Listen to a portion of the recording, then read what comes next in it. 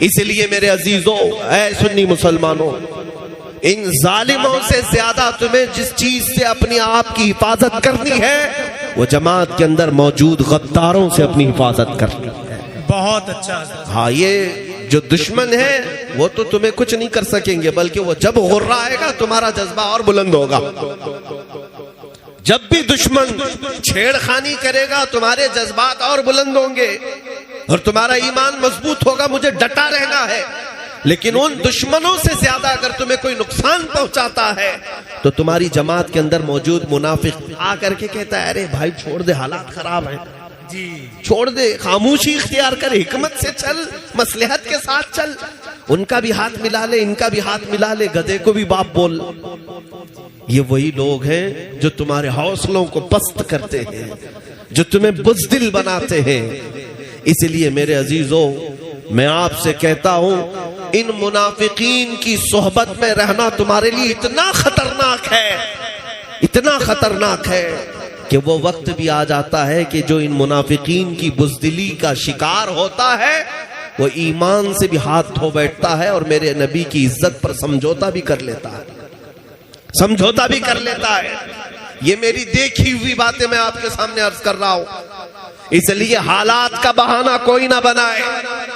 حالات ہمارے لیے ہر زمانے میں ایسے ہی رہے ہیں، بلکہ اس سے سخت بھی رہے ہیں۔ آج 5 سال بھیک مانگ کر کے آنے والی جو حکومتیں ہیں، کرسیاں سجائی ہوئی بیٹھی ہیں، ان سے اگر تمہیں ڈر لگتا ہے تو تمہیں میں چند 100 سال پہلے لے جاؤں، جب اس پورے اکھنڈ بھارت پر اکبر جیسے ڈکٹیٹر کی حکومت تھی۔ اکبر بڑا ظالم اور وہ مرتد ہو چکا تھا اور ایک نیا دین قائم کر چکا تھا، میرے نبی کے دین کو ختم کر کے۔ اس کے اعتبار سے اعلان کر چکا تھا کہ اب دین مصطفیٰ پرانا ہو چکا ہے، ایک نیا دین شروع ہوگا۔ وہ ایسا بادشاہ جو الیکشن سے آیا نہیں، وہ ایسا بادشاہ جو جمہوریت کا نہیں، بلکہ خود ساختہ، خود کا پاور، لاکھوں کی فوج اس کے پاس۔ اس وقت کا بھارت، اس وقت کا ہندوستان جس میں پاکستان، بنگلہ دیش، افغان کی سرحدیں، ایران کی سرحدیں بھی آتی تھی، اتنا بڑا بھارت کا وہ اکیلا بادشاہ جب یہ اعلان کر دے تب تو حالات اور کتنے خراب رہے ہوں گے۔ آج جو لوگ کہتے ہیں نا حالات خراب ہیں، اس وقت ایک ظالم کی حکومت ہے، فوج اس کے پاس، پولیس اس کے پاس۔ بادشاہ کے خلاف کوئی کہہ دے بات تو وہ تو موت کی سزا، پھانسی پر چڑھ جائے گا۔ لیکن جب نیا دین وہ شروع کیا، علماء بھی تھے، مدارس بھی تھے، مسجدیں بھی تھیں، مسجدوں میں اس نے اذان بند کر کے سیپ بجانے کا حکم دیا تھا۔ ممبر پر مورتیاں رکھی جائیں گی اس کے نئے دین کے اعتبار سے۔ لیکن جانتے ہو آج حالات خراب ہونے اور مصلحت اور حکمت کی بات کرنے والوں سے میں کہتا ہوں چند 100 سال پہلے جاؤ، اس اکبر جیسے ڈکٹیٹر اور ظالم کے زمانے میں یہ کہہ کر کے علماء خاموش نہیں بیٹھے کہ حالات بہت خراب ہے، ظالم کی حکومت ہے، بلکہ اس کے ظلم کے باوجود بھی ممبر سے برسر اعلان ایک مجدد اٹھتا ہے جسے احمد فاروقی سرہندی کہا گیا، اور نعرہ بھی لگایا کہ اگر اس دھرتی پر کوئی دین باقی رہے گا تو مصطفیٰ کا دین رہے گا، اسلام کے نام پر جو رہے گا وہ دین محمد ہی رہے گا، کسی اکبر کا لایا ہوا دین نہیں چلے گا۔ اس پاداش میں مجدد الف ثانی کو گوالیار کی جیل میں بند کر دیا گیا، 8 سال تک جیل میں رہے۔ بادشاہ نے ان علماء کو قید کر دیا، تو کیا یہ قید ہو جانے کے بعد ان کا مشن اور ان کی تحریک بند ہو گئی؟ نہیں، مجدد صاحب 8 سال تک گوالیار کی جیل میں رہے، اور جب 8 سال کے بعد معائنہ کرنے کے لیے گئے تو تقریباً 700 مجرم اور قیدیوں کو تو وہ عالم بنا چکے تھے۔ وہاں پر درس قرآن دیتے تھے، تفسیر پڑھاتے تھے، حدیث پڑھاتے تھے۔ ارے جیل نہیں، عشق رسول کا مرکز بن چکا تھا۔ ہاں، تم اگر عاشقوں کو چھوڑو گے وہ جہاں بیٹھیں گے وہیں دیا روشن کریں گے، جہاں چراغ بجھاؤ گے، کوشش کرو گے، اللہ تعالیٰ وہیں سے چراغ روشن کرے گا۔ آپ ان باتوں کو سمجھیں. میں اکثر کہا کرتا ہوں بریلی والے آپ کے پاس تاریخ موجود ہے. مراد آباد شہر کتنا دور ہے آپ سے؟ بہت قریب ہے. مراد آباد شہر کا ایک مجاہد ایسا جس کا نام تعظیم سے اعلیٰ حضرت بھی لیا کرتے تھے. سبحان اللہ. وہ کون ہے؟ علامہ کفایت علی کافی رحمت اللہ علیہ. اعلیٰ حضرت فرماتے ہیں نعت، بہت سارے لوگ نعت لکھتے ہیں، بہت سارے لوگ حضور کی بارگاہ میں اشعار لکھتے ہیں. وقت کا مجدد امام احمد رضا فاضل بریلوی یہ فرماتے ہیں اگر میں کسی کی نعتیں سنتا ہوں تو میرے مرحوم بھائی امام زمن حسن رضا بریلوی کی یا تو مولانا کفایت علی کافی. سبحان اللہ.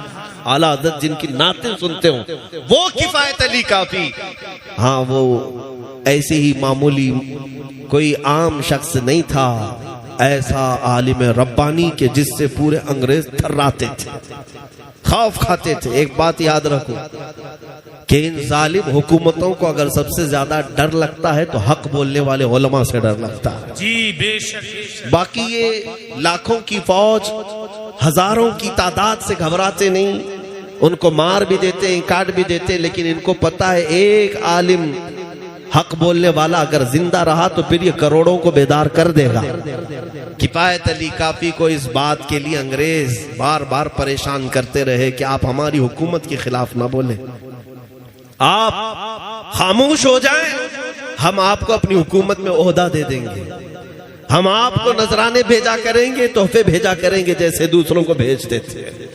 لیکن کفایت علی کافی وہ عاشق رسول تھے، فنا فی الرسول تھے، سودے بازی نہیں کی. جانتے ہو ایک عالم کو گرفتار کرنے کے لیے کتنے انگریز آئے تھے؟ 3000 انگریز آئے تھے. اسی سے اندازہ لگتا ہے کہ رسول پاک صلی اللہ تعالی علیہ وسلم کی بارگاہ کا تربیت یافتہ جو ادنا بھی ہوتا ہے وہ پوری دنیا کا شیر ہوا کرتا ہے. اسے پکڑنے کے لیے بہت سارے کتے آتے ہیں، اس بات کو یاد رکھیں. 3000 لوگ آئے گرفتار کرنے کے لیے اور گرفتار کر کے لے گئے. وہ بھی یوں ہی نہیں، کسی غدار اور منافق کی مخبری کی وجہ سے. ہماری جماعت کا کوئی غدار تھا جس نے مخبری کر کے ان کو پکڑوایا. انگریز لے کر کے آئے تو دارالعمارت میں رکھ کر کے مولانا کفایت علی کافی کو بار بار ٹارچر کرتے تھے، سزائیں دیتے، لیکن آپ ٹس سے مس نہیں ہوتے. حضور پاک کی عزت اور حضور پاک کی ناموس کی حفاظت کسے کہتے سنو. رات کے وقت انگریز گرم استری ان کے جسم پر پھیرتے تھے. استری کو گرم کر کے ان کے جسم پر پھیرا جاتا تھا، پریس، اور جب چمڑی جل جاتی تھی تو جسم پر نمک چھڑکتے تھے، نمک ڈالتے تھے. علامہ کفایت علی کافی رحمت اللہ علیہ کو ایسی سزائیں دی، اس کے باوجود انہوں نے اپنا نظریہ نہیں بدلا، نہ ہی اپنا قول. وہ چاہتے تو پیسہ بھی لے لیتے، عہدہ بھی لے لیتے، چھوڑ دیتے. حالات خراب ہیں، نہیں. جو سچا محب رسول ہوتا ہے وہ حالات کو نہیں دیکھتا، وہ گنبد خضرا کو دیکھ رہا ہوتا ہے. کفایت علی کافی رحمت اللہ علیہ کو مراد آباد کے چوراہے پر لا کر انگریزوں نے پھانسی پر چڑھانے کا حکم دیا. یہ 1857 سے پہلے کی بات ہے. توجہ، مراد آباد شہر کے چوراہے پر جب پھانسی پر آپ کو چڑھایا گیا اس وقت بھی آپ کی زبانوں پر ایک ہی، اس زبان پر ایک ہی کلمہ تھا، کوئی گل باقی رہے گا نہ چمن رہ جائے گا، پر رسول اللہ کا دین حسن رہ جائے گا. سب فنا ہو جائیں گے کافی وہ، لیکن حشر تک نام حضرت کا زبانوں پر چلن رہ جائے گا. وہ یہ نعت پاک سنا بھی ہوگا آپ نے، مشہور ہے. اس کے بعد آپ کو پھانسی دے دی گئی. جو بات میں کہنے جا رہا ہوں سنو. علامہ کفایت علی کافی کو پھانسی دے کر، یہ ظالم بھی میری باتیں ہر چیز کوٹ کرتے ہیں، ابھی میڈیا چلائے گی دیکھیں. ہاں یہ دجالی میڈیا یہاں سے کٹنگ کریں گے، یہاں سے نکالیں گے. اب بھڑکاؤ مولانا، پاکستانی مولانا، آتنکوادی مولانا، تمہارے سرٹیفکیٹ کی ہمیں ضرورت نہیں. تم چاہے دہشت گرد بولو، آتنکواد بولو، ٹیررسٹ بولو، تم دلال ہو، جو کچھ کہنا چاہو کہہ لو. ہم جو کرتے ہیں وہ میرے مصطفیٰ کی عنایتوں سے ہے. ہماری نظروں میں سند تمہاری کوئی معنی نہیں رکھتی. الحمدللہ ہم سچے مسلمان کل بھی تھے، آج بھی ہیں اور انشاءاللہ رہیں گے. میں جو بات کہہ رہا ہوں، کفایت علی کافی رحمت اللہ علیہ کو پھانسی دینے کے بعد 8 دن تک یہ جشن منائے تھے. مولوی ختم ہو گیا، جو لوگوں کو بلاتا تھا تو ہزاروں جمع ہو جاتے تھے، اس کی بات میں اثر تھا. اب کون جمع کرے گا انہیں؟ نبی کے نام پر جب کفایت علی کافی پکارتے تھے تو ہزاروں کا مجمع اکٹھا ہو جاتا. کہاں سے لوگ آتے پتہ نہیں چلتا. جب انگریز 8 دن تک جشن منا رہے تھے، ختم ہو گیا. مولوی کو ہم نے پھانسی پر چڑھا دیا. جو لوگوں میں جان بھرتا تھا، لوگوں کو اٹھاتا تھا، لوگوں کو بیدار کرتا تھا، اسے پھانسی کے پھندے پر چڑھا دیا گیا. لیکن ان ظالموں کو پتہ نہیں قانون قدرت کیا ہے. رب ذوالجلال کا قانون اس دین کو چھلانے کے لیے ایسا ہے. تم ادھر مراد آباد شہر میں کفایت علی کافی کو پھانسی دے رہے ہو، پڑوس شہر میں مولا امام احمد رضا کو پیدا کر رہا. ایک عاشق رسول کو تم نے سولی پر چڑھا کر کے یہ تصور کر لیا کہ اب لوگوں کو عشق کے جام پلانے والا چلا گیا. لیکن اللہ کریم نے ایسا عاشق رسول دوبارہ پیدا کیا کہ وہ اٹھا تو صرف بریلی نہیں، نہ مراد آباد، نہ ہندوستان، بلکہ عرب میں، عجم میں، افریقہ کے صحراؤں میں بھی یہ بات گونجنے لگ گئی. مصطفیٰ جان رحمت پہ لاکھوں سلام، شمع بزم ہدایت پہ لاکھوں سلام، ڈال دی قلب میں عظمت مصطفیٰ. یہ ہر بچہ پکارتا ہے آج سیدی اعلیٰ حضرت پہ لاکھوں سلام. اس مجدد نے ایسا جام پلایا. اگر میں کہتا ہوں تقریریں سننے کا موقع نہیں ملتا تو ذرا حدائق بخشش پڑھ لیا کرو، اعلیٰ حضرت کے کلام سن لیا کرو. تمہارا ایمان بیدار ہو جائے گا، تمہاری قوت عشق میں اضافہ ہو جائے گا. ہو سکتا ہے آج تقریروں کا رواج الگ ہو گیا ہے، خطابت کے رواج الگ ہو گئے ہیں، نپے تلے انداز میں الفاظ کو سجا سجا کر کے بیان کرنا نہیں. میرے عزیزو، اعلیٰ حضرت کو اٹھاؤ. اگر کبھی تمہیں بے قراری ہو، بے چینی ہو، اعلیٰ حضرت کو پڑھو، وہ تمہیں ایسا جام پلائیں گے. اگر آنکھیں بند کرو تو صرف گنبد خضرا ہی نظر آنے لگے. ان کے نثار کوئی کیسے ہی رنج میں ہو، جب یاد آ گئے ہیں سب غم بھلا دیے ہیں. ان کی مہک نے دل کے غنچے کھلا دیے ہیں، جس راہ چل دیے ہیں کوچے بسا دیے ہیں. اس مجدد نے ہمیں عشق کا جام دیا ہے. اسی لیے میرے عزیزو، جو بات میں کہہ رہا ہوں وہ یہ ہے کہ کچھ نہیں ہونا ہے اسلام کا اور قرآن کا اور عظمت اسلام کا. جو کچھ بھی ہے آج ہمارا اور تمہارا امتحان ہے. اسلام تو کربلا کے میدان میں بھی لہلہاتا رہا، حسین کٹ گئے، بچے شہید ہو گئے، لیکن کیا اسلام ختم ہوا؟ احمد بن حنبل کی پیٹھ پر کوڑے مارے جاتے رہے. امام وقت کو، امام اعظم ابو حنیفہ کا جنازہ جیل سے نکالا گیا، جیل کی سلاخوں میں آپ کو رکھا گیا. تو کیا اسلام ختم ہو گیا، پھیکا پڑ گیا؟ اسلام چنگیز کے زمانے میں بھی لہرا رہا تھا، ہلاکو کے زمانے میں بھی لہرا رہا تھا.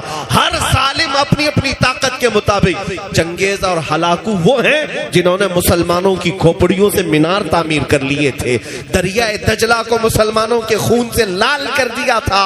لیکن بغداد میں تب بھی اسلام ختم نہیں ہوا. چنگیز کا دور آیا، ہلاکو کا دور آیا، یزید کا دور آیا، کئی ایسے ظالم آتے گئے، لیکن اسلام کا یہ پودا ہمیشہ ہرا بھرا رہا. آج کے ظالموں، تم کان کھول کر کے سن لو، نہ تم اپنی طاقت میں چنگیز کو پہنچتے ہو، نہ ہلاکو کو پہنچتے ہو، نہ تم اپنے ظلم میں یزید کو پہنچتے ہو، نہ فرعون اور حامان اور شداد کو پہنچتے ہو. تمہاری حیثیت تو ان کے کیڑوں کے برابر بھی نہیں ہے.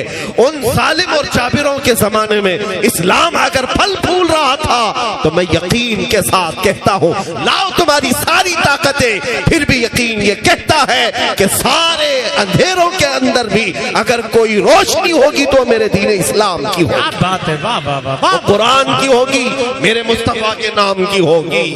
عزیزان گرامی، میں اپنے بچوں کو یہی بات کہنا چاہتا ہوں، حضور پاک صلی اللہ تعالیٰ علیہ وسلم کے نام پر اگر ڈرایا جا رہا ہے، ڈرنے کی ضرورت نہیں. ہاں، شرم اور خوف اسے ہونا چاہیے جو ریپ کے کیس میں اندر جا رہا ہو. شرم اور آر اسے ہو جو چوری کے کیس میں اندر جا رہا ہو. اگر جرائم پیشہ آدمی ہے، اسے جیل جانا پڑ رہا ہے تو سر جھکا کر جائے. لیکن ان ظالموں کے سامنے یہ بات کھل کر کہنا، اگر نام مصطفیٰ کی بات آئے، دونوں ہاتھ بھی حاضر ہیں، پیر بھی، اتنا ہی نہیں گردن بھی حاضر ہے میرے نبی کے نام. سبحان اللہ لبیک لبیک لبیک یا رسول اللہ لبیک لبیک لبیک یا رسول اللہ لبیک لبیک لبیک یا رسول اللہ لبیک لبیک لبیک یا رسول اللہ نعرہ تکبیر نعرہ رسالت مسلک اعلی حضرت حضرت حضرت اگر تمہارے سینے میں ایمان مضبوطی سے آ گیا تو پھر تمہیں بڑی کچھ طاقتیں حاصل کرنے کی ضرورت بھی نہیں، کچھ تمہیں کرنے کی ضرورت نہیں. تمہارا چلنا پھرنا بھی کچھ لوگوں کے لیے عذاب بن جائے. ہاں تم خالی حضور کی سنتوں پر آ کر کے دیکھ لو، ایک بار یہ مجمع طے کر لے کہ جتنے ہیں اب سب داڑھی رکھ کر کے نکلیں گے، جتنے ہیں سب میرے مصطفیٰ کی داڑھی سجا کر کے جائیں گے. پھر سنو میں ہاتھ اٹھانے والا آدمی نہیں ہوں، وہ نعت خان لوگوں سے آپ اٹھوائیے. اپنے دل سے اگر تم اٹھ گئے تو بس کافی ہے. آج اگر یہ عہد کر لیا کہ میں نبی پاک کی سنت پر عمل پیرا ہو جاتا ہوں، میدان میں اترتا ہوں، پھر تم دیکھ لینا چلو گے پھرو گے، نہ تمہارے ہاتھ میں کسی ہتھیار کی ضرورت ہے نہ کسی سامان کی ضرورت ہے.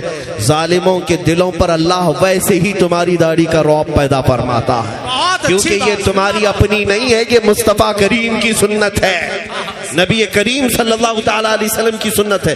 اعلیٰ حضرت نے ایک واقعہ لکھا ہے صحابی رسول حضرت سلمہ بن اکوا کا. ایک صحابی ہے جن کو حضور کہا سپہ سالار کہا جاتا تھا، جماعت کا سپہ سالار، راجل رسول اللہ، پیدل چلنے والے جتنے بھی حضور کے سپاہی تھے ان کے یہ سپہ سالار ہوتے حضرت سلمہ بن اکوا. ایک بار توجہ، میرے آقا کے جو غلام ہوتے ہیں وہ کچھار کے وہ شیر ہوتے ہیں کہ سامنے کی طاقتوں کو کبھی نہیں دیکھتے، کبھی نہیں دیکھتے. مدینہ طیبہ میں ایک شخص آیا جس کا نام تھا عبد الرحمن قاری، قارہ کا رہنے والا. 400 لوگوں کو لے کر رات کے وقت آیا اور ایک باغیچے میں حملہ کیا، آگ لگا دیا، درخت جلنے لگ گئے اور بہت سارا وہاں پر جو مال تھا، کھجوریں، سامان، سب لوٹ کر کے بھاگنے لگا. رات کے وقت سب سوئے ہوئے تھے اور راستے میں کوئی نہیں تھا، صرف حضرت سلمہ بن اکوا، یہ ایک ہی صحابی تھے. یہ زندگی بھر گھوڑے پر سفر نہیں کی، جہاں جاتے تھے پیدل جاتے تھے، پیدل ہی. ان کو راجل کہا جاتا ہے، صرف پیروں سے چلنے والا. اس زمانے کی سواری تھی گھوڑا. 400 لوگ جب لوٹ مار کر کے مدینے سے جا رہے ہیں اور کوئی نہیں راستے میں، یہ تنہا ہے حضرت سلمہ بن اکوا. کیا کرنا چاہیے؟ منہ چھپا لے دیوار کے پیچھے. اللہ اکبر، جب میں وہ واقعہ پڑھ رہا تھا میرے رونگٹے کھڑے ہو گئے. سلمہ بن اکوا اپنے ہاں جہاں کھڑے تھے وہیں سے اٹھ گئے اور کہا ان دشمنوں کا پیچھا کروں گا، ایک بھی کھجور اگر ان کے جیب میں باقی رہی مدینے کی اس وقت تک لڑتا رہوں گا، چھوڑوں گا نہیں. نکل پڑے. ارے 400 لوگوں کا پیچھا کرتے ہوئے اکیلے جا رہے ہیں. اور حیرت کی بات یہ روایات میں وہ 400 ڈر کے بھاگ بھی رہے. ارے پلٹ کر کے آتے ایک آدمی تھا، مار دیتے، نہیں، وہ بھگائے جا رہے، وہ گھوڑوں پر ہے اور یہ پیدل ہے. اس لیے میں کہتا ہوں کیا دبے جس پہ حمایت کا ہو پنجہ دے. یا اعلیٰ حضرت غوث پاک کے بارے میں کہا ہے، اور جس پر حمایت کا پنجہ میرے مصطفیٰ کا ہو وہ کس بات سے ڈرے گا. سلمہ بن اکوا دوڑانے لگ گئے. اعلیٰ حضرت نے پورا واقعہ لکھا ہے، یہ حدیث کہا کہ اتنا دوڑاتے تھے کہ وہ گھوڑوں کو لے کر دوڑتے رہے، اور سلمہ بن اکوا کی چال اتنی تیز تھی کہ گھوڑے سے زیادہ تیز دوڑتے تھے. اور دوڑ کر جب کبھی کوئی ہاتھ میں آ جاتا گھوڑے پر بیٹھا ہوا اس کی ٹانگ کھینچتے، نیچے گرتا تو اس کی گردن پر پیر رکھ کر آگے بھاگتے، وہ وہیں پر تڑپتا رہتا. کتنوں کو اس قافلے سے ٹانگ کھینچ کر کے گرایا اور مارتے چلے گئے. وہ 400 لوگ گھبرائے ہوئے ہیں ایک سلمہ بن اکوا سے، ایک نبی پاک کے غلام سے. میرے عزیزوں میں یہ بات کیوں عرض کر رہا ہوں؟ توجہ، عقل اس بات کو تسلیم نہیں کرتی نا، عقل اس بات کو نہیں مانتی کہ ایسا کیسے ایک آدمی 10 سے بھی نہیں لڑ پاتا، 400 کی بات. ہاں اگر اللہ چاہے، اگر مولا چاہے تو ایک کا رعب 1000 پر بھی ڈال سکتا ہے، 1000 پر بھی ڈال سکتا ہے. کیا آپ نے نہیں دیکھا؟ ارے وہ تو صحابی رسول ہے، میرے مصطفیٰ کے غلام ہیں. ان کے بعد بہت زمانے کے اولیاء کاملین آئے. ارے میں اپنے امت کی ایک چھوٹی سی بچی کی بھی مثال دیتا ہوں.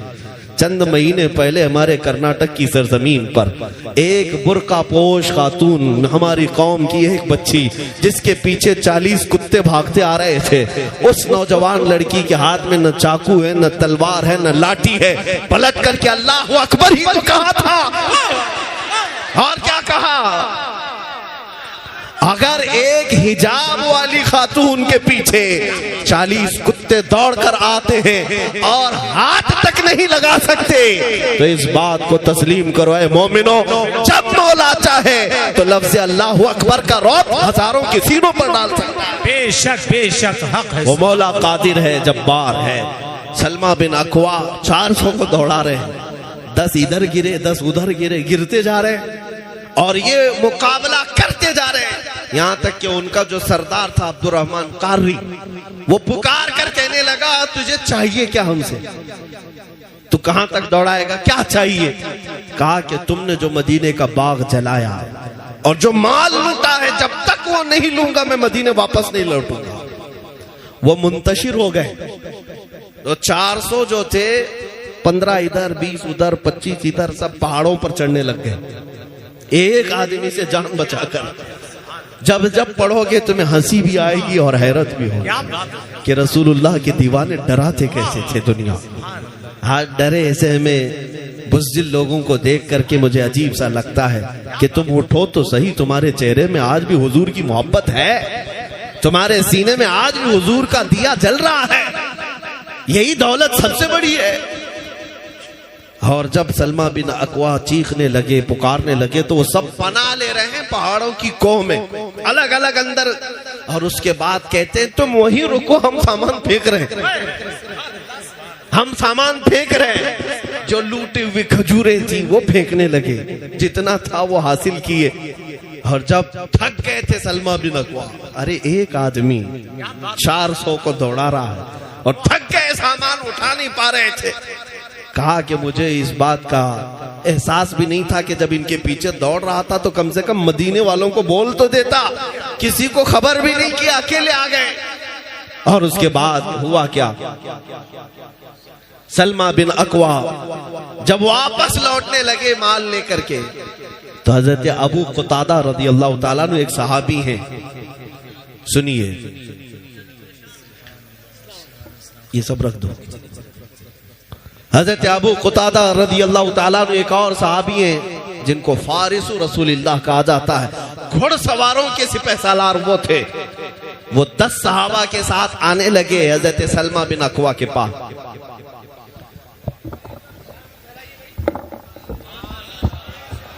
دیکھنا ہے نا، جی اس کو پیچھے کر لینا. بہت اچھا، اس کو پیچھے کریے.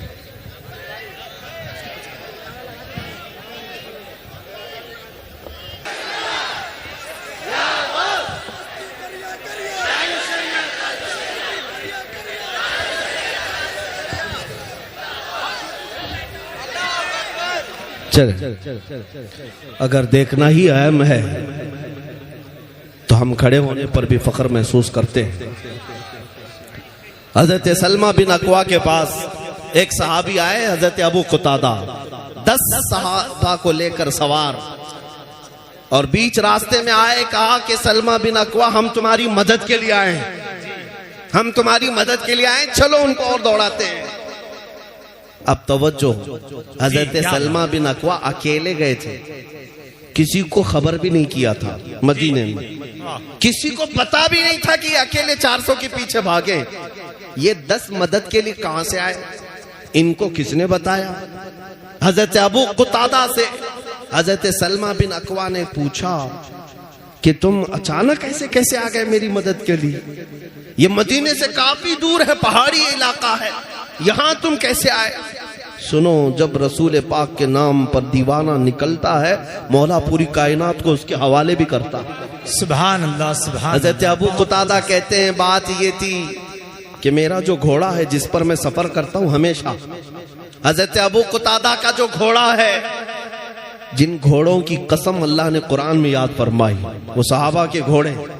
ابو قتادہ کہتے میرا گھوڑا جس پر میں سفر کرتا تھا آج یہ آیا بہت ہنہنانے لگا، بہت اپنے دونوں پیر اچھل کود کرتا تھا اٹھا اٹھا کر۔ میں نے سوچا آج تک میرا گھوڑا ایسا کبھی کیا نہیں۔ میں نے اس کو سہلایا تو اور بھی دک گیا، میں اس کو اور قریب لے جانے کی کوشش کیا تو دم ہلانے لگا۔ میں نے سوچا کچھ تو بات ہے، تو میں نے کہا کوئی بات ہے؟ گھوڑوں سے وہ لوگ بات بھی کرتے تھے۔ تو گھوڑا اپنی پیٹھ کو ہلانے لگا جیسے کہ سوار ہونے کی بات کر رہا ہے۔ ابو قتادہ کہتے ہیں میں سمجھ گیا کہ میرا گھوڑا کچھ چاہتا ہے، پانی پینا چاہتا ہوگا، کچھ چرنا چاہتا ہوگا۔ میں پیٹھ پر سوار ہوا اور یہ گھوڑا ہے جو مجھے تجھ تک پہنچایا ہے، اور کسی نے نہیں بتایا، میرے اس گھوڑے نے بتایا۔ اب مجھے بتاؤ اس گھوڑے کو خبر کیسے کہ سلمہ بن اکوا اکیلے لڑ رہے ہیں؟ میرے عزیزو اس بات کو پڑھنے کے بعد ہمیں احساس ہوتا ہے ناموس رسالت کی حفاظت کے لیے اگر میدان میں اترو گے تو اللہ ہر جانور کو بھی تمہارا متبع فرما، بہت اچھا حضرت، زندہ باد، تمہارے لیے مسخر فرما دے گا، کائنات کو تمہارے حوالے کرے گا۔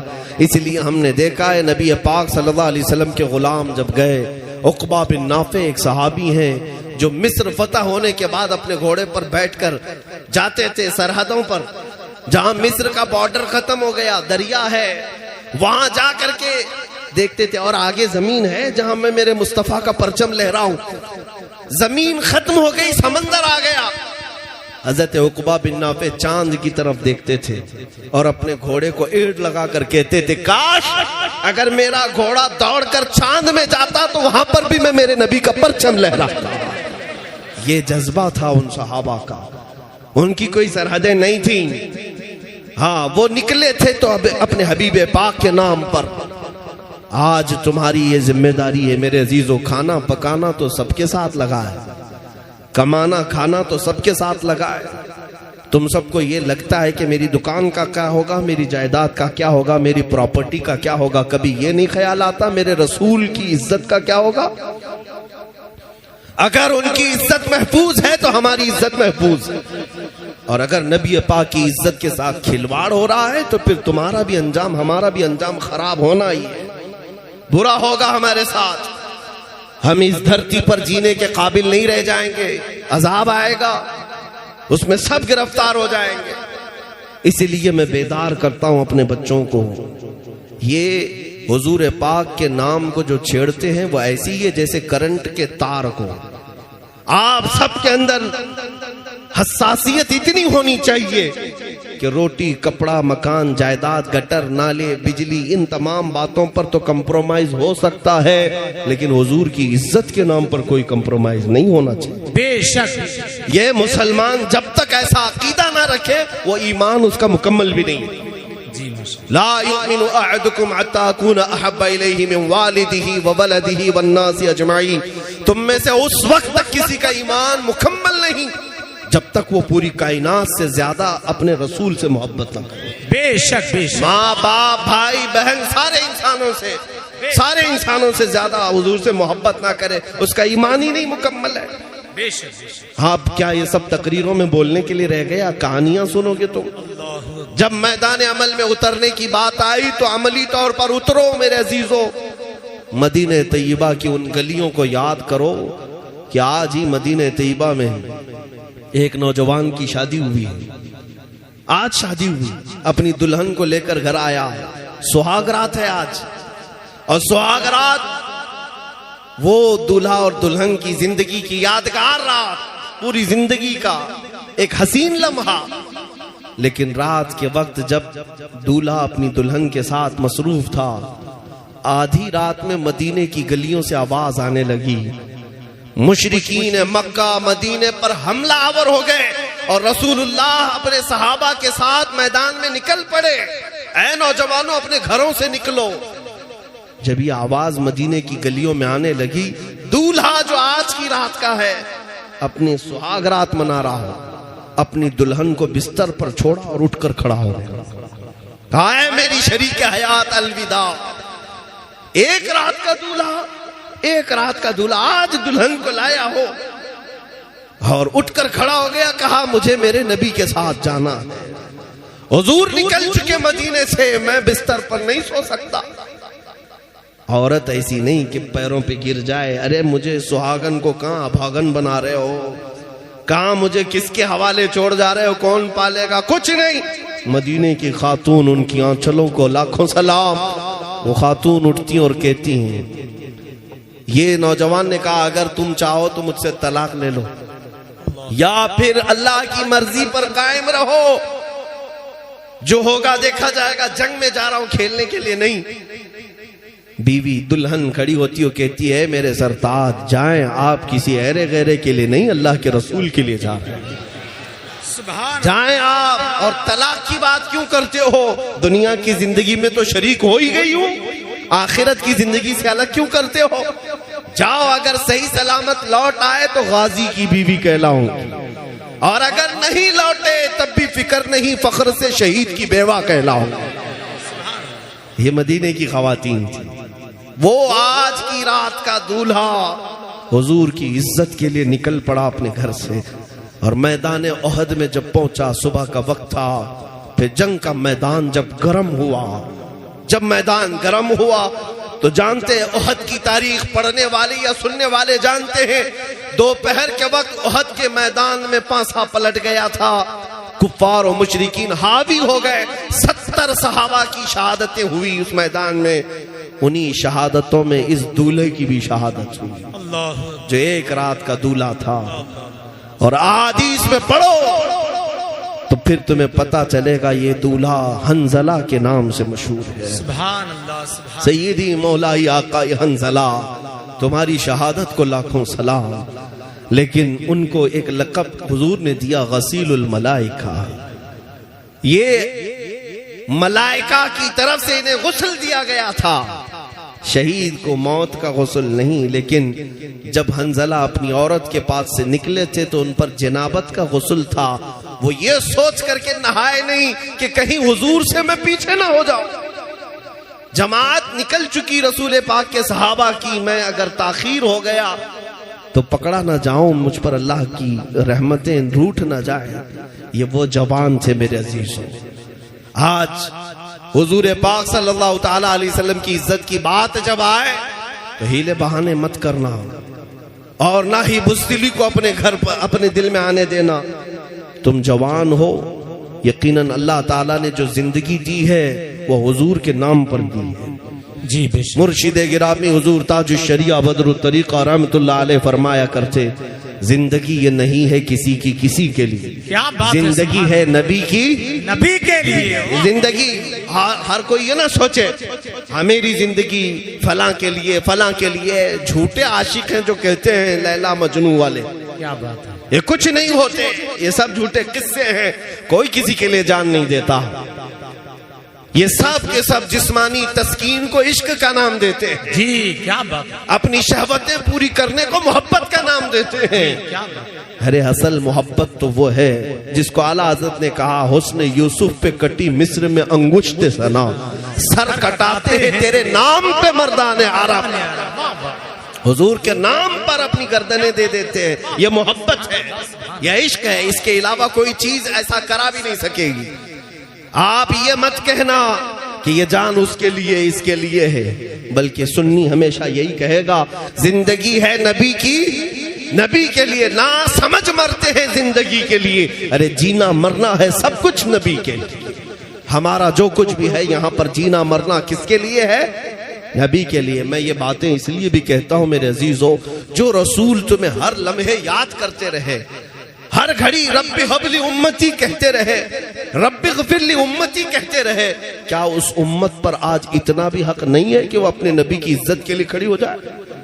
جو رسول اپنی قبر میں تمہیں یاد کرے، معراج کی سفر میں یاد کرے، اپنے بستر پر یاد کرے، اپنے مصلے پر یاد کرے، جنگل کی تنہائی میں، جہاد کے سفروں میں اپنی امت کا خیال کیا کرے، اس امت کو آج اتنا بھی حق نہیں ہے؟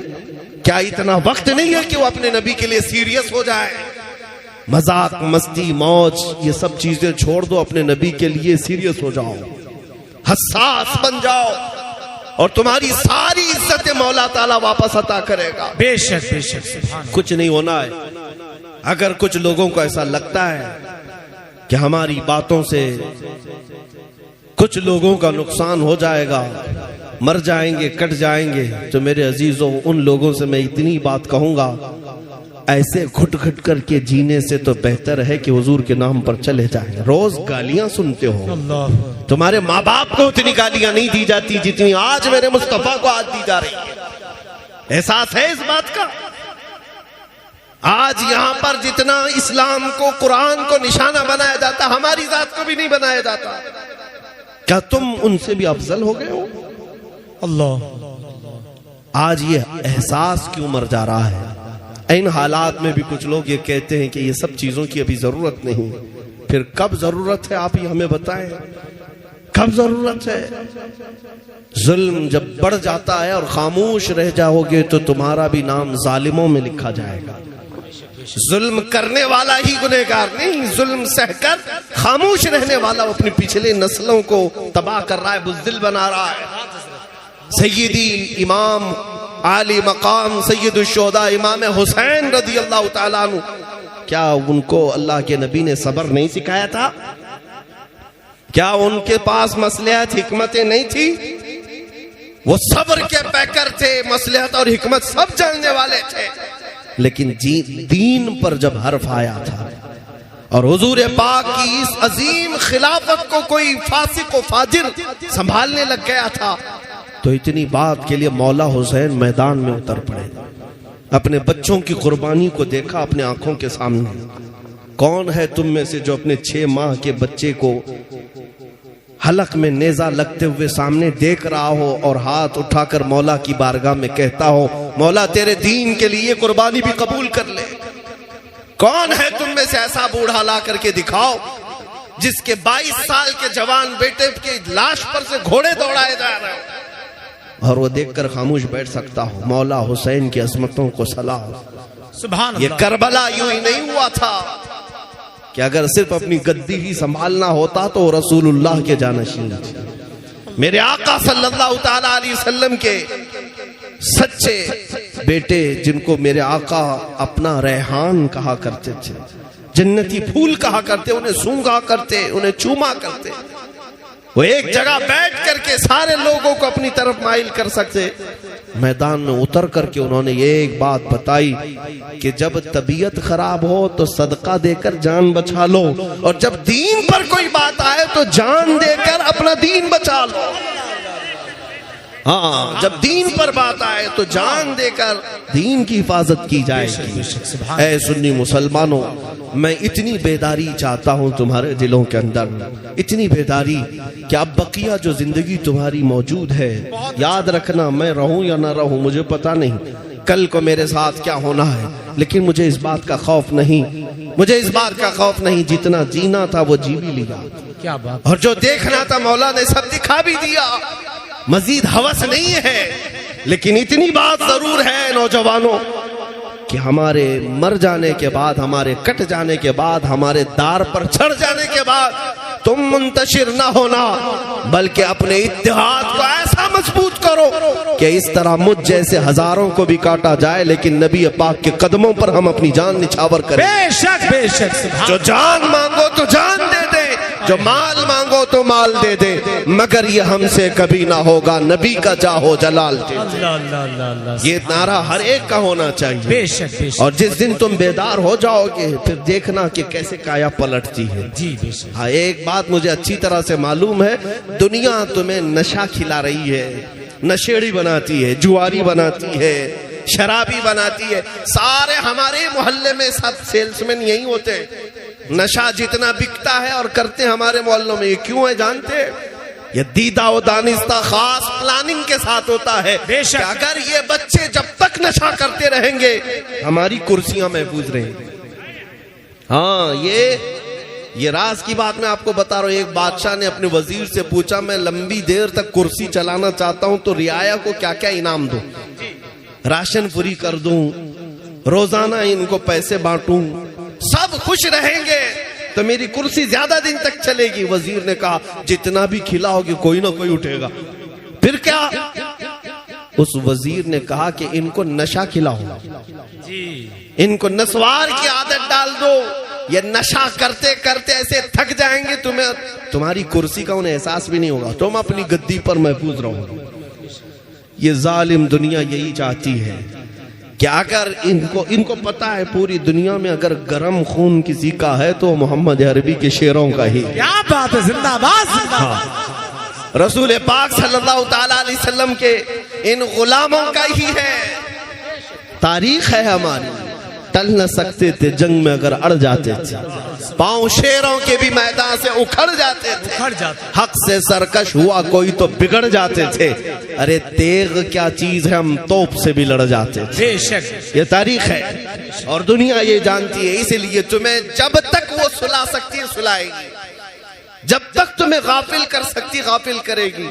فیشن کے نام پر، چرس گانجے کے نام پر، شراب جوے کے نام پر، جب تک تم سوتے رہو گے دوسروں کا بھلا ہے، اور جس دن تم یہ چھوڑ دیے ساری چیزیں دوسروں کی نیند حرام ہو جائے گی۔ سب کو پتا ہے جب تک یہ مسلمان غافل ہے سب چین سے ہے، جس دن یہ ایمانی قوت کے ساتھ آئے تو پتا ہے دنیا کو کہ قیصر و کسریٰ نہ بچ سکے۔ بڑی بڑی سپر پاور طاقتوں کو انہوں نے گھٹنے ٹیکنے پر مجبور کیا، تو آج بھی اگر وہ ایمانی غیرت اگر بیدار ہو گئی تو سب کے لیے مسئلہ بن سکتا ہے، سب کے لیے۔ اس لیے آج دنیا میں بھی ہم نے دیکھا ہے، آج بھی جو سپر پاور اپنے آپ کو کہتا ہے وہ چند پہاڑی مسلمانوں سے خوف زدہ ہے، پہاڑی مسلمانوں سے ڈرتا ہے۔ کیا چیز ہے؟ کوئی تو چیز ہوگی۔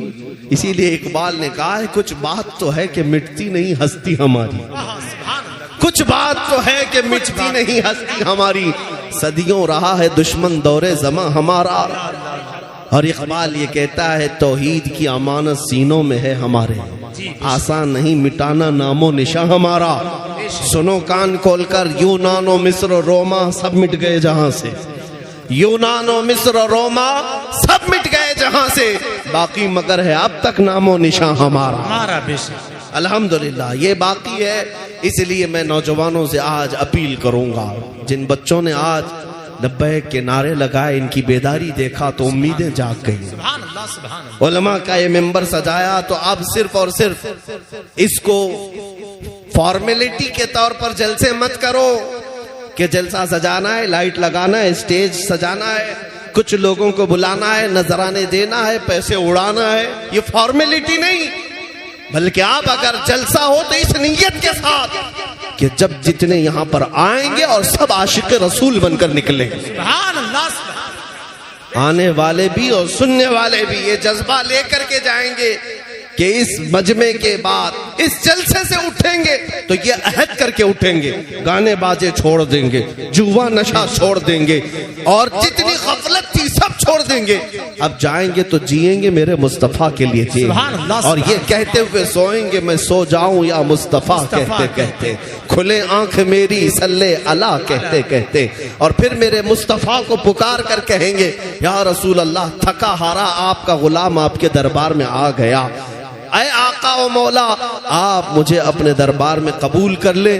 اے سنی مسلمانوں، بریلی کے رہنے والوں، وقت کے مجدد نے، ہمارے اور تمہارے امام نے ہمیں یہ سکھایا ہے، اگر کبھی بھٹک بھی گئے، کبھی کہیں غافل ہو بھی گئے، واپس پلٹ آنا، کسی اور سے مت کہنا، اسی دربار میں پکارنا جو تمہارے انتظار میں ہے، وہ دربار رسالت معاب ہے، یوں کہنا ہاتھ جوڑ کر میں مجرم ہوں آقا مجھے ساتھ لے لو، کہ رستے میں ہیں جا بجا تھانے والے، چمک تجھ سے پاتے ہیں سب پانے والے، میرا دل بھی چمکا دے چمکانے والے، برستا نہیں دیکھ کر ابر رحمت، بدوں پر بھی برسا دے برسانے والے۔ جب تم نبی آخر الزمان صلی اللہ علیہ وسلم کی بارگاہ میں ایک بار یہ التجا کرو گے، سچ کہتا ہوں اے نوجوانوں، سچ کہتا ہوں، مجھے میری باتوں کا یا میری ذات کا یقین نہیں، لیکن میرے مصطفیٰ کے سچے ہونے کا کامل یقین ہے کہ جب جب آقا کو ان کے غلاموں نے پکارا ہے، میرے آقا نے جھولی پھیلا دی ہے، اپنا دامن پھیلا دیا ہے، اور سب کو اپنے اندر سمیٹ لیا ہے۔ جانتے ہو مدینہ طیبہ میں ایک پاگل عورت جس کی کوئی باتیں سنتا نہیں تھا، حضور صلی اللہ علیہ وسلم کے ساتھ صحابہ کھڑے ہیں، وہ پاگل عورت آنے لگ گئی، صحابہ صحابہ ہٹو بچو کرنے لگے، یہ پاگل عورت ہے، بولتی جائے گی، بڑبڑ کرتی ہے۔ حضور پاک کی طرف وہ آ رہی تھی، کوئی اس کی باتیں نہیں سنتا تھا۔ صحابہ حضور کا گھیرا بنانے لگے، میرے آقا نے فرمایا چھوڑو اسے، آنے دو، اللہ سبحان اللہ، آنے دو، پاگل عورت ہے۔ صحابہ نے کہا یا رسول اللہ بہت بڑبڑ کرتی ہے، کنٹینیو بولی جاتی ہے۔ حضور پاک نے فرمایا مجھے پتا ہے۔ یہاں تک کہ وہ عورت جب قریب آئی تو کہتی ہے یا رسول اللہ مجھے آپ سے کچھ بات کرنی ہے، اللہ سبحان اللہ، میرے آقا آپ سے بات کرنی ہے۔ حضور نے فرمایا کرو، کیا تمہاری بات ہے؟ وہ کہتی ہے یہاں نہیں کروں گی، میرے ساتھ چلو۔ میرے آقا کو لے کر چل پڑی، یہاں تک کہ صحرا میں پہنچ گئی، گلیوں سے نکل کر کے صحرا میں پہنچ گئی۔ وہاں کہتی ہے بیٹھ جاؤ، پاگل عورت ہے اور باتیں ایک ہی بات کو بار بار دہراتی ہے، بار بار دہراتی ہے، اور میرے آقا کان لگا کر ایسے سنتے ہیں جیسے کسی دانشور کی بات سن رہے ہیں، کسی عظیم آدمی کی بات سن رہے ہیں۔ اور اس کے بعد جب وہ باتیں ختم کرتی ہے، گھنٹے گزر گئے، میرے آقا اٹھ کر کے آتے ہیں، صحابہ کہتے ہیں یا رسول اللہ وہ پگلی عورت ہے، آپ کا ایک ایک لمحہ قیمتی، صحابہ آپ کے دیدار کے مشتاق۔ میرے آقا نے کیا جواب دیا جانتے ہو اے امتیوں؟ میرے آقا فرماتے ہیں مجھے پتا ہے پورے مدینے میں اس کی کوئی بات سنتا نہیں، اگر میں بھی نہ سنوں تو وہ کس کے پاس جائے گا؟ اللہ اللہ سبحان اس کو یہ اعلیٰ حضرت نے فرمایا تھا کرو عرض بارگاہ مصطفیٰ میں، تجھ سے منہ چھپاؤں تو کروں کس کے سامنے؟ کیا اور کسی سے توقع نظر کی ہے؟ بد ہیں تو آپ کے، بھلے ہیں تو آپ کے، ٹکڑوں پہ یہی کے پلے ہیں، رخ کدھر کریں؟ سرکار ہم کمینوں کے اتوار پر نہ جائیں، آقا حضور اپنے کرم پر نظر کریں۔ جس دن تم یہ احساس بیدار کرو گے، میرے آقا آج بھی اپنے دامن رحمت میں جگہ دینے کے لیے تیار ہے، حضور تمہارے انتظار میں ہیں۔ حضور پاک صلی اللہ تعالیٰ علیہ وسلم اپنی امت کے احوال ہر جمعرات سنتے ہیں، فرشتے ہمارے احوال اعمال ہر جمعرات میرے آقا کو سناتے ہیں جا کر، فلاں امتی ہفتے بھر میں یہ کام کیا، تمہارے دن کے اجالے میں کیے ہوئے کام، رات کے اندھیرے میں کیے ہوئے کام، سب فرشتے لے جا کر جمعرات کو سناتے ہیں۔ اے مسلمانوں کبھی احساس کرو کہ جب جب فرشتے میری خبر دیتے ہوں گے تو کیا کیا کام میرے آقا کو سناتے ہوں گے، اللہ، میرے گناہ بھی میری نیکیاں بھی۔ ہم یہ تک نہیں چاہتے کہ میرے باپ کو میری برائیاں معلوم ہوں، چھپ کر کے کرتے ہیں، لیکن کیا تمہارے اندر یہ احساس نہیں کہ جب رسول اللہ کو فرشتے میرے بارے میں سنا رہے ہوتے ہوں، میرے آقا پر کیا گزرتی ہوگی؟ تم کب تک میرے آقا صلی اللہ علیہ وسلم کی اس طرح سے حضور پاک صلی اللہ تعالیٰ علیہ وسلم تک اپنے برے اعمال پہنچاتے رہو گے؟ توبہ کر لو، توبہ کر لو اور باز آ جاؤ۔ اور میں سمجھتا ہوں کہ اگر ایک بھی نوجوان سچی توبہ کر لیا، ہمارا جلسہ وصول ہو گیا، کامیاب۔ اس ایک کی توبہ کی برکت سے اللہ ہم سب کی مغفرت کرے گا انشاءاللہ۔ اس لیے آج عہد کر کے اٹھنا، نبی پاک صلی اللہ تعالیٰ علیہ وسلم کے نام پر جب میں جان دے سکتا ہوں تو کچھ گناہ کیوں نہیں چھوڑ سکتا؟ کچھ گانے باجے یہ گندے نکمے کام کیوں نہیں چھوڑ سکتا؟ حضور کے نام پر میں یہ دنیا کو ٹھوکر کیوں نہیں مار سکتا؟ چاہو تو تم سب کر سکتے ہو۔ آخر میں یہ پیغام دوں گا، تمہارا اور ہمارا اور اس وقت کا علاج ایک ہی ہے، علاج ایک ہی ہے۔ زیادہ میٹنگیں کر کر کر کے، زیادہ نیتاؤں کے پیچھے ادھر ادھر جھولی پھیلا کر کے تمہارا کچھ نہیں ہونا ہے۔ تمہاری عزت، تمہاری کامیابی، تمہاری سربلندی کا اگر کوئی راستہ ہے تو صرف اتنا ہے کہ محمد سے وفا تو نے، کہ محمد سے وفا تو نے، تو ہم تیرے ہیں۔ یہ جہاں چیز ہے کیا لوح و قلم تیرے ہیں۔ اٹھو اے نوجوانوں، قوت عشق سے ہر بست کو بالا کر دو، دہر میں نام محمد سے اجالا کر دو۔ وآخر دعوانا الحمدللہ رب العالمین۔ آپ حضرات بیٹھے رہیں۔